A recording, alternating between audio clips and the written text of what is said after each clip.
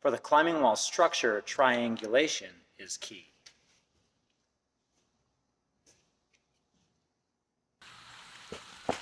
Climbing certainly is a good way to stay healthy, build confidence, and trust in yourself. But there's a big difference between indoor and outdoor climbing. When you're climbing outdoors, it's not that uncommon, especially if you're in a new area like this, for holds to break off.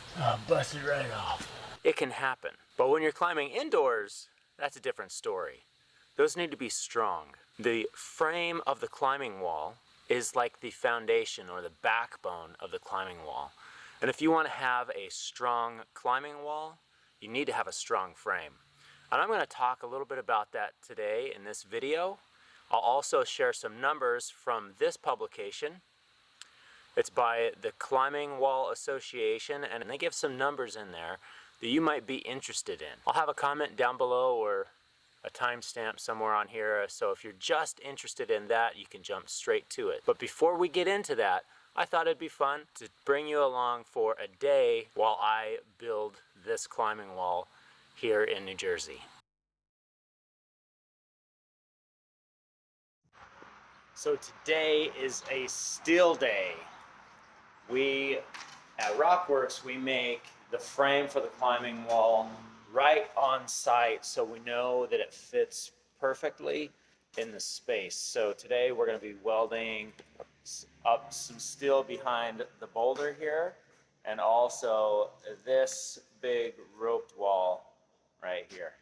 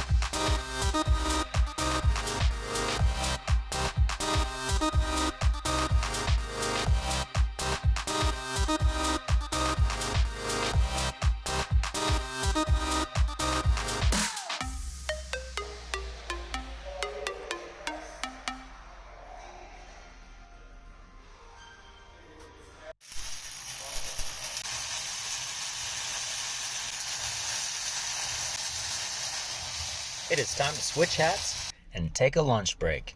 Because this build is an addition to an existing climbing gym, I'm able to walk next door and have full access to a regular climbing gym and do a little bit of climbing.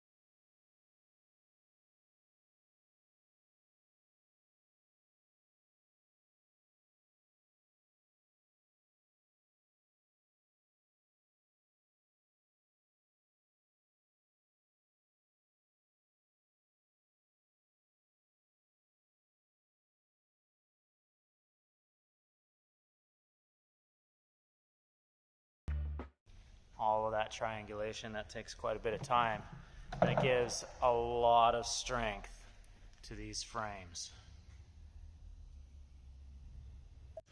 So I am pulling up to the house or into the campground right now.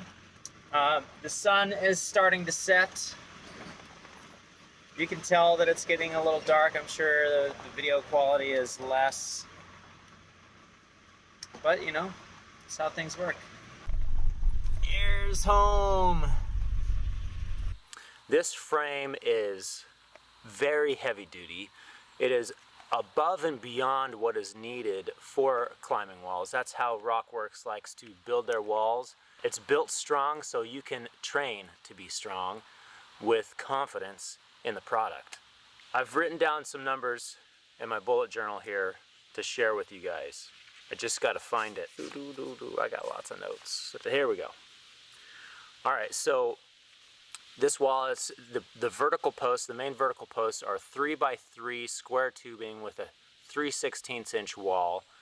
The bays are separated by approximately 6 feet and then triangulated. So there's a lot of strength here. There's specific ways that it needs to be welded with gussets and diagonals and horizontals, and yeah, it's strong. So according to this publication by the Climbing Wall Association, the belays need to be between 2,248 foot-pounds of force and 3,147. And just might as well round that up to 3,200. The bolts for lead climbing, 2,248 pounds of force. The climber load, which is these numbers are based off of, it's 270 pounds. And then the climbing team load is 674 pounds. Now you may have seen my video where I'm pulling T-nuts through the wall of my old climbing gym. If you have not seen that, you should go check that out.